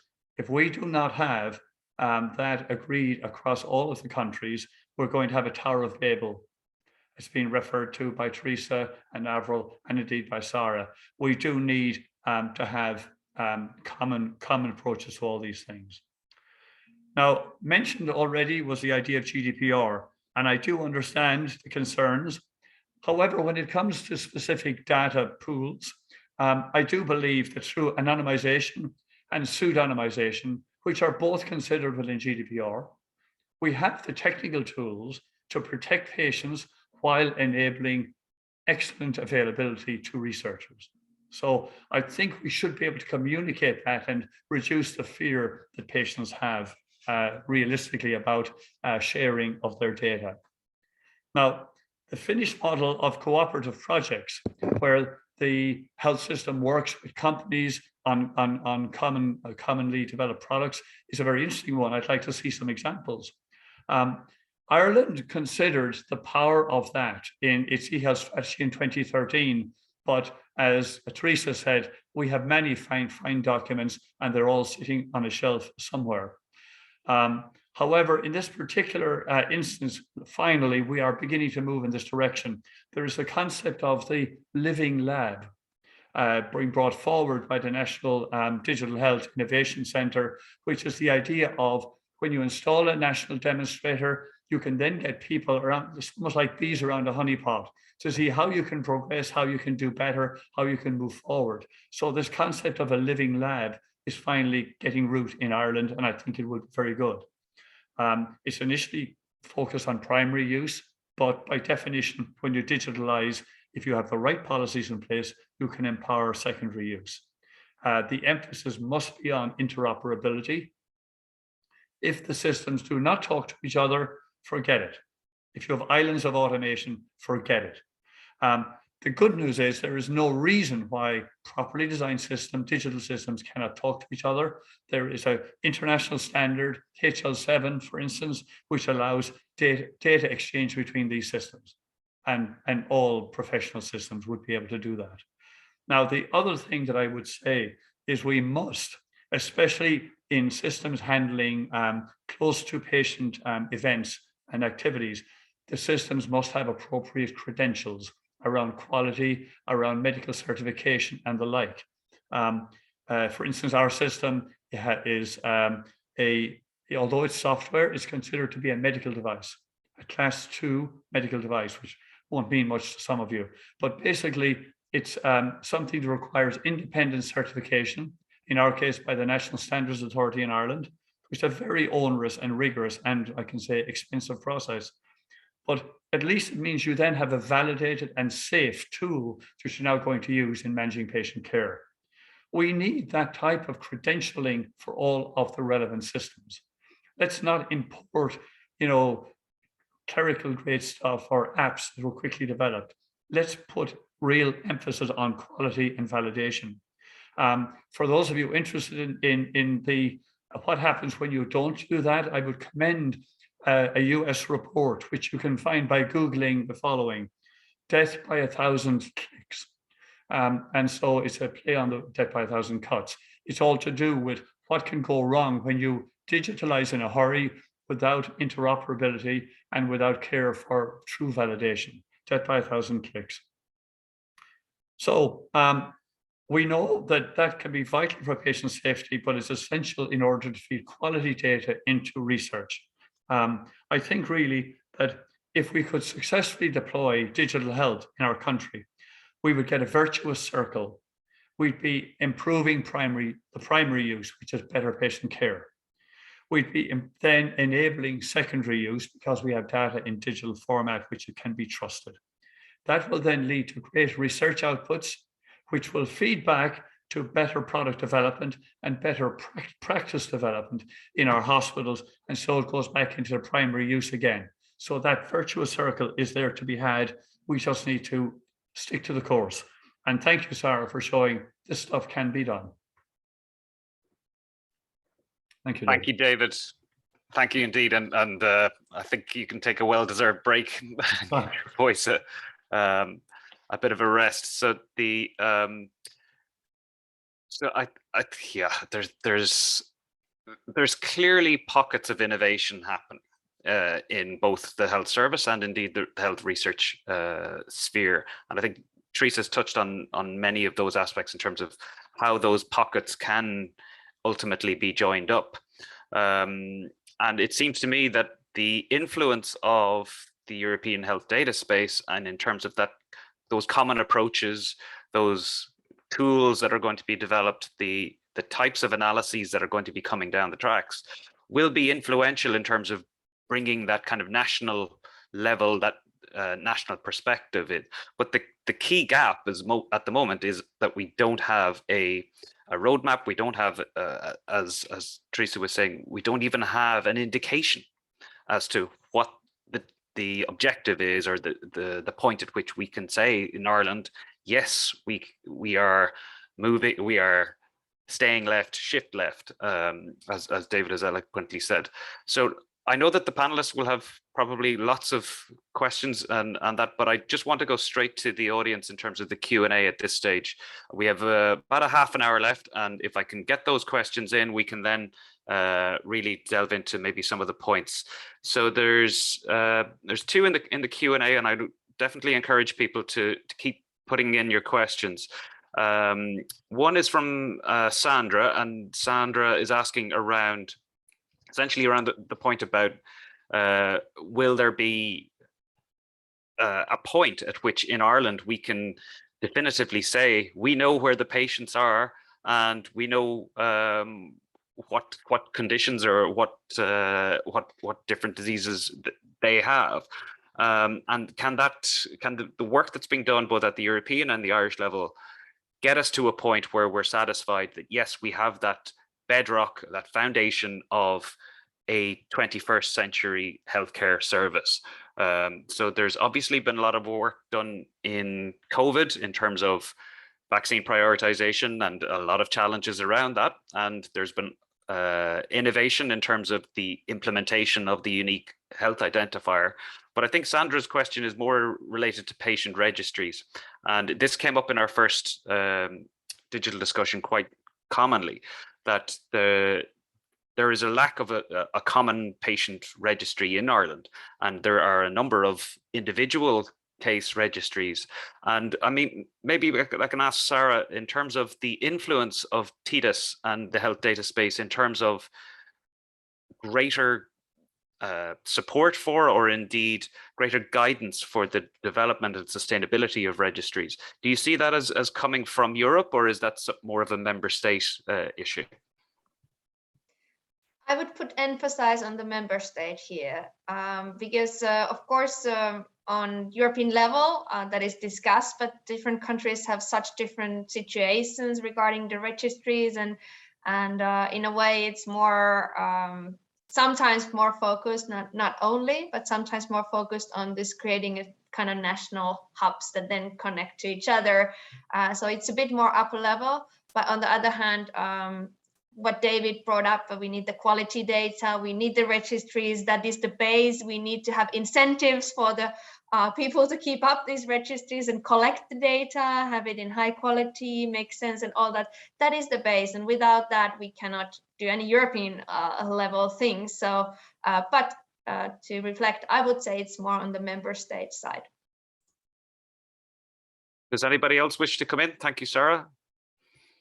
Eric, maybe if I can just comment on this, I'd agree. I think, again, I think it's an area that we can get great learning. It's one of the brilliant things about networking and things like data, is you get to hear indirectly sometimes as much as directly about these things. And we'd be very aware of the role of registries and the benefits and so on for many other initiatives, even like the ERA and so on that Avril mentioned earlier. But I do think it is a national thing. And if we go right back to, you know, some of the kind of I don't know, I'm going to call it phantom legislation, that we never actually managed to get there with the old health information and patient safety bill that had an information component in that. And that would ostensibly have, I suppose, for the first time set out kind of similar to biobanking in a sense. For me, I know it's not really a great analogy, but for me, they kind of fit into the same thing. For starters, we have to know that we're all talking about the same thing, and we actually define what a registry is. How do you establish one?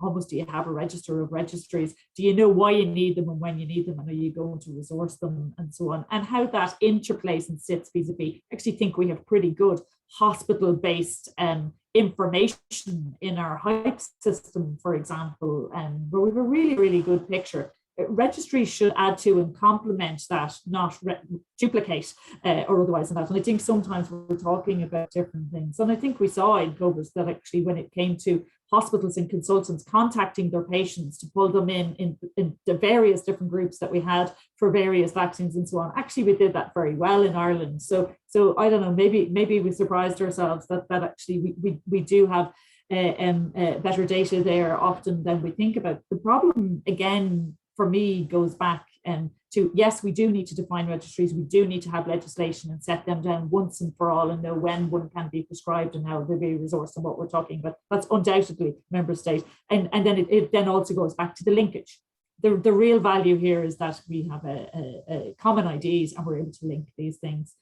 Because often, as we're finding in the COVID-19 data portal, as an example, we have HYPE data in there, but it's in there with its own code. And then we have COVID-19 data that's coming with the kind of what I'll call kind of COVID IDs that are coming in. And they're separately, they're great, but we can't link them to answer many of the questions that we want. So I think that is really important. So I think definitely in what we're talking about would be and is a badly needed, I don't know, I'm going to call it a Health Data Act in Ireland for want of a better word. I know we can confuse ourselves with the names and acronyms, but that's what we need. We know we've needed that for a long, long time.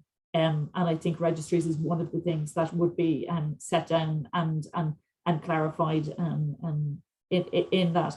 And if you don't mind, if I could just make one point, because we're on that issue, and it's just picking up on a point that Avril raised about GDPR, and that member states could avail of, if I can call it that, particular derogations that were open to countries to do in GDPR. And you mentioned, Avril, that Ireland did that, and that it hasn't been great. Actually, I would completely and utterly counter that. Ireland didn't do it in the space that it needed to, which was actually to write data legislation and a data act that set out things around registries, a governance framework, roles, responsibilities, and what you can do for primary purposes and what you can do for secondary purposes. That's a big gap. That's becoming ever so clear, from our work in TADIS, as if we didn't know that already.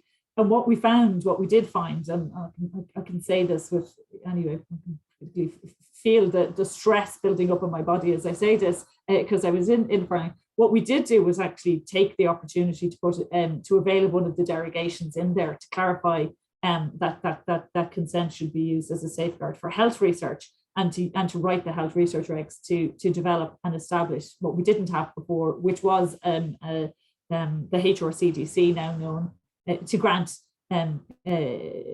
waivers or declarations in cases where consent is neither practicable or possible. All that did, in truth, was bring us in line with every other country who does that, either through an entity like the HRCDC or in some countries through their ethics committees.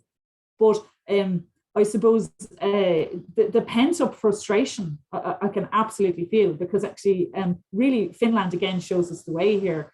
They did actually enact legislation specifically around primary and secondary uses of data. And that's what we needed to do in the health system right up front in relation to that.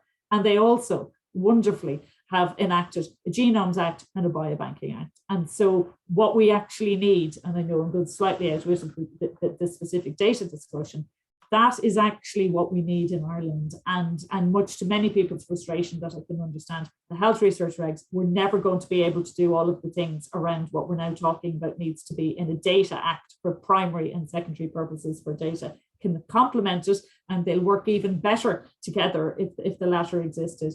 And genomes and a biobanking act that would actually set out the issues to do with the actual samples, the biospecimens, to which again you align the data and stuff in the Data Act. So I suppose I'm agreeing with you fully that we need a multi not too much. It's very clear. I think there are about three: secondary data, primary and secondary uses of data, a genomes, and a biobanking act. And we have a human tissue bill moving through at the moment, so we can see a line of sight there. So I think it's just important because TATUS has found, and that didn't come as a surprise to those of us who unfortunately were pulled into the nuances around this, that actually GDPR does provide a pretty solid foundation for the sharing of data for primary and secondary purposes. But member states do need to actually, I'll call it, use it to the full. And if you use it to the full, and if you put the necessary safeguards and so on in place, there is absolutely no reason that data cannot be shared in a way that enshrines data subject rights, but also allows things to happen in the public good. So sorry, a bit long-winded, but it's really important to say that, because I think there's a lot of confusion over that. And I think that has been teased out really, really well in the first set of results and papers that are coming through TATUS. And again, I'd encourage people to read them. There's a lot of food for thought in there. Thanks, Theresa. Sorry, I'd probably ask Avril and David if you want to come in on anything that we've just said, because obviously we're touching on other areas that are not maybe specific to the question involved, but I think there are useful points being raised. So if you want to come in at this stage. Just two things really, Derek, and I think they're such important points that they need to be re-emphasized. And while I agree with Sarah and Theresa in relation to member states really need to take the initiative on this, and they really are critical in the register question, we also must consider this really important point that was made. What are we actually talking about? That has caused so much issue. And certainly from a policy perspective, if we're talking about advocating for something, we need to be very clear about what we're actually advocating for.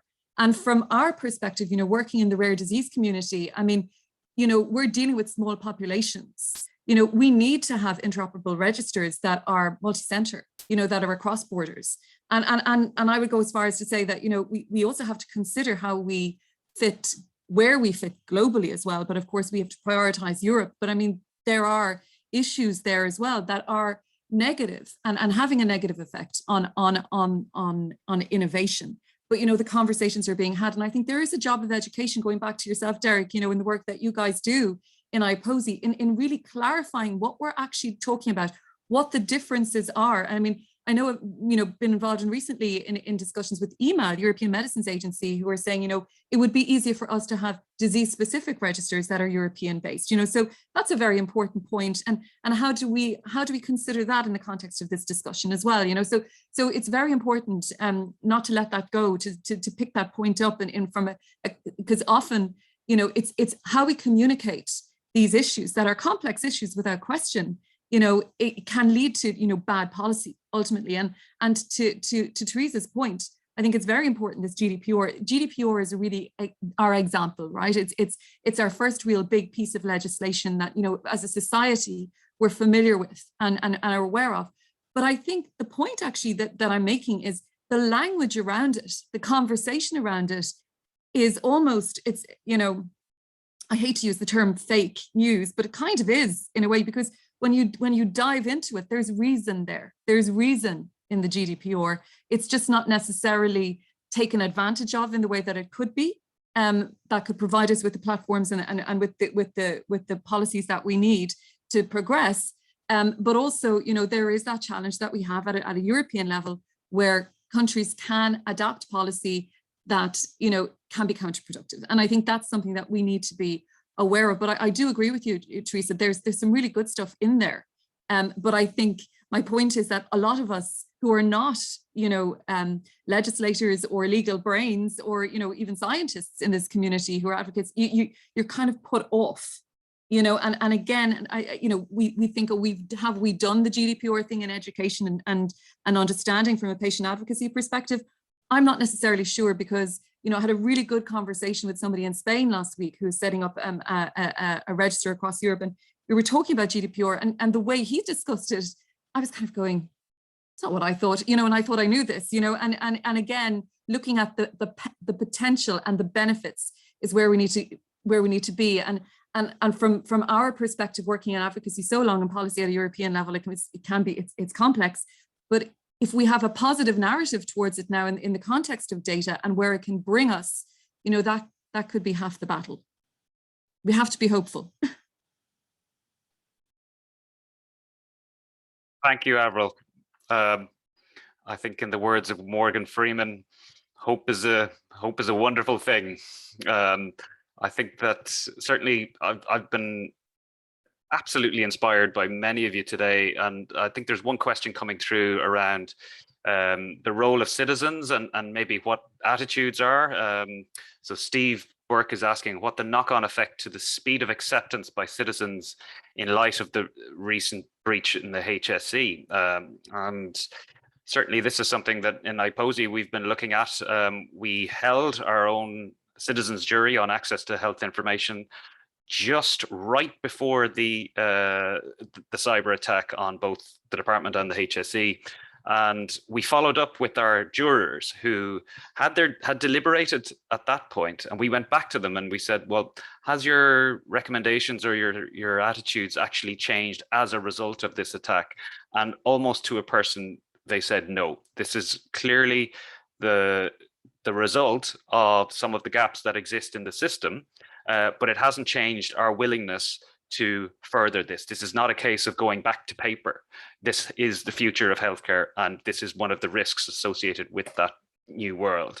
The other thing that I'd probably say to that question is that we're also complementing our citizens jury verdict with the results of a survey we've done around patient populations, so both patient groups and individual advocates, and we're putting the results of that together. And it'll be really interesting to see how they complement or not. The case may be the citizen jury, which is the more kind of general public or health interested public responses. So, and speaking personally, I suspect that patients will be hugely supportive of efforts to try and increase the usability of data, not just for primary use, but indeed for secondary use. So, so there's lots of things that IPPOSI is focused on at the moment, and there's things that we can be doing in terms of the education space as well around digital health and just designing patient education that really brings people up, not just up to speed, but then gives them the confidence to get more involved at a higher level, which is very much the approach we take. I don't know if any of the panelists wish to comment on anything that you've seen in light of the cyber attack that maybe have changed any kind of direction of travel, or maybe even it hindered certain advances that need to be made even in the short term. Well, maybe just to make a brief comment, which was, I mean, for instance, our system was in the National Demonstrator Hospital being used across the whole site and being depended on when the ransomware hit. Now, our system was not affected and our database was fine, but actually we eventually got taken out because the HSE, our central IT, had to take down all the networks, and our system relies on the network. So the interesting tidbits I've heard since then are that in the minds of the leadership, this has actually caused them to think about accelerating the move to digital, but to do it in a very professional way. You know, clearly the ransomware attack showed up weaknesses, and I think the HSE have acknowledged that. So I think this will actually accelerate things once we get through the current pain. And by the way, the current pain is still being experienced. I know the central IT are still totally embroiled in unwinding lots of things that were screwed up by the ransomware, while the hospitals are largely trying to get on with normal business. But I think next year you will see an acceleration of the adoption of digital, which can only be helpful.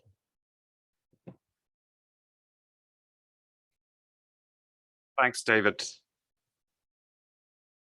Does anybody wish to make an additional point on that, or will we move? Can I just say one thing in relation to the landscape? Again, I think, you know, we have some concern here because there is a very negative, in general, communication currently from a media perspective in relation to data and data sharing in general.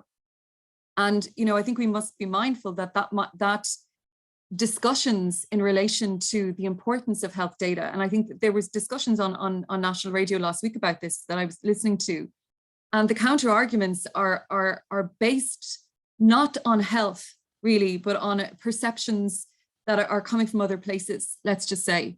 And I think again it comes back down to working as a community in a very small country that this is, with a very small media, but of access globally, obviously, to look at how we communicate the value here. And I think Theresa said something very important here that we should be, we should remember. It's more cost effective when you consider, you know, the collection, the curation, and the storage of this data for health use is a cost effective thing to do. It's value to society.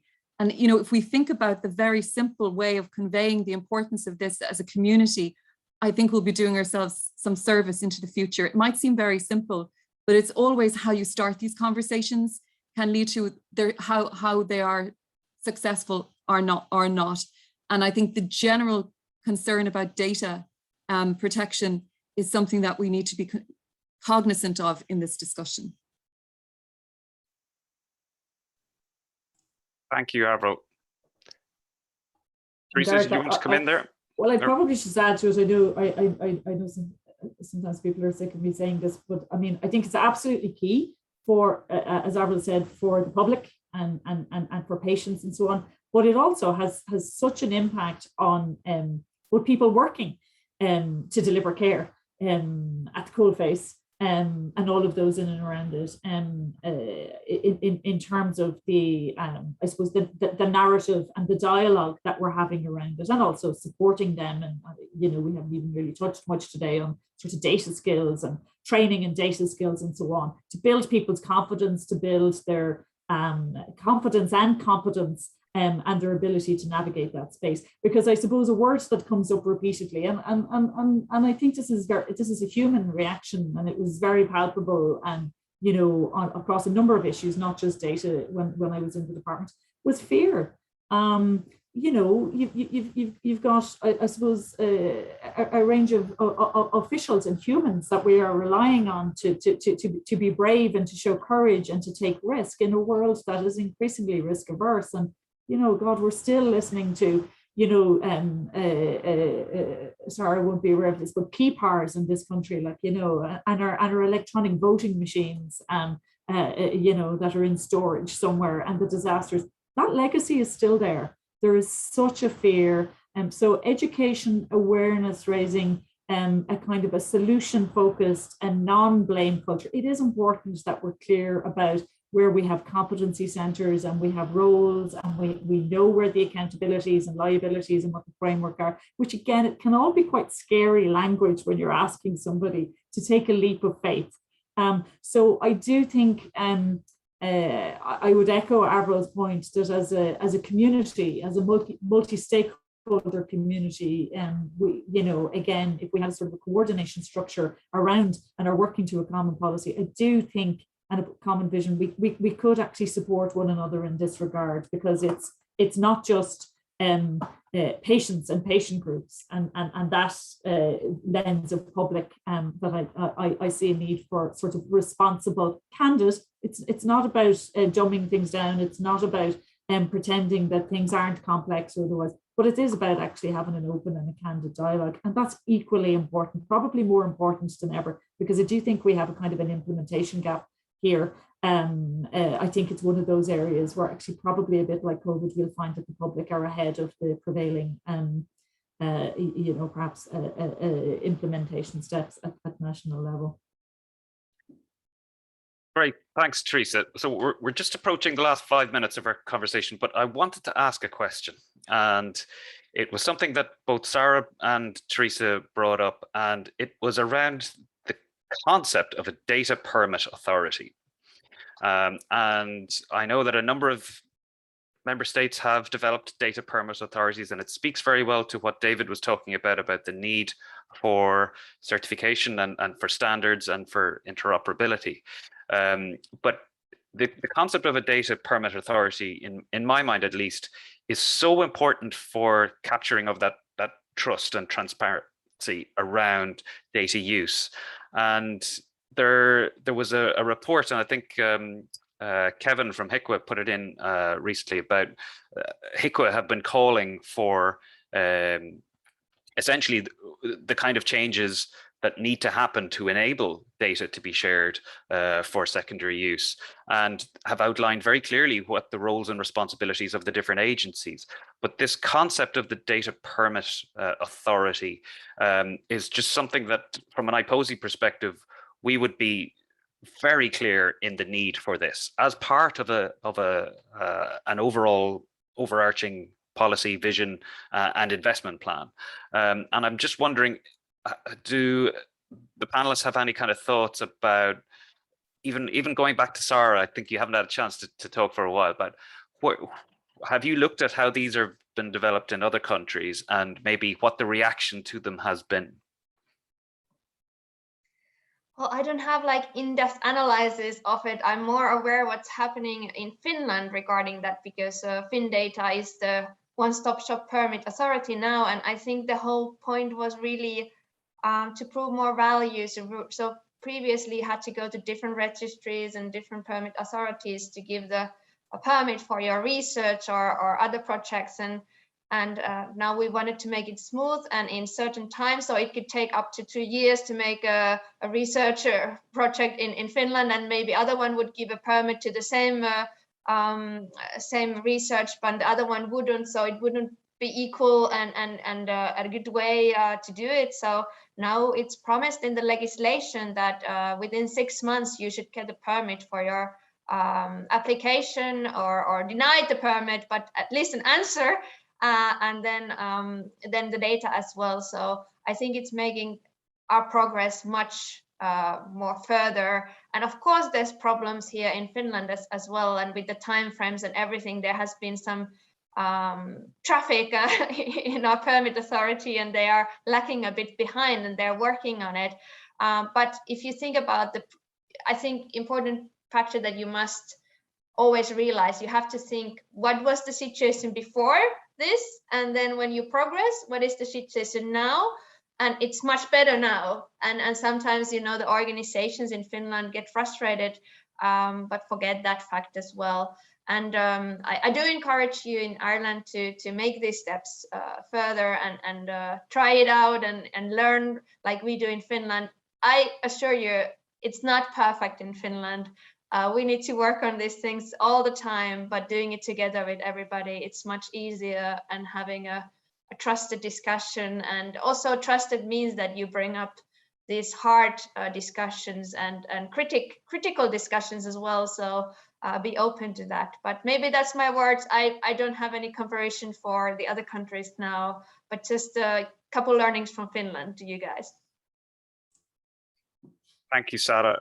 I can't think of a better way to finish things. So it's 2 minutes to 12, and we're done and dusted for today. So the comments coming through have been very positive, and that's great to hear. It's certainly a conversation we're looking to continue in IPPOSI, but as almost everybody has said, we need more actors to be engaging with this, and certainly IPPOSI will always take that patient-led, person-centered approach to ensure that whatever policies are developed and whatever legislation is coming through, that at least we have a channel for patient voices and increasingly public voices to be channeled through IPPOSI. And I can't see it. I can see it actually snowballing in terms of our own workload. So and that's to be welcomed, because it's never been more relevant for Irish patients and for the public in general. So with that, I'll thank all of our panelists. You've all been fantastic. Some of you are still suffering a bit, but thank you so much for staying with us. And in particular to Sarah for joining us from Finland today. And it's certainly something in terms of our own involvement with the stakeholder group in TIDUS and other initiatives, we will certainly keep our connection strong. So with that, I wish you a very pleasant rest of your day, and we'll be in touch. Thank you. Thank you so much. Bye. Bye, Sarah. Thanks, everybody. Bye-bye. Bye. Bye.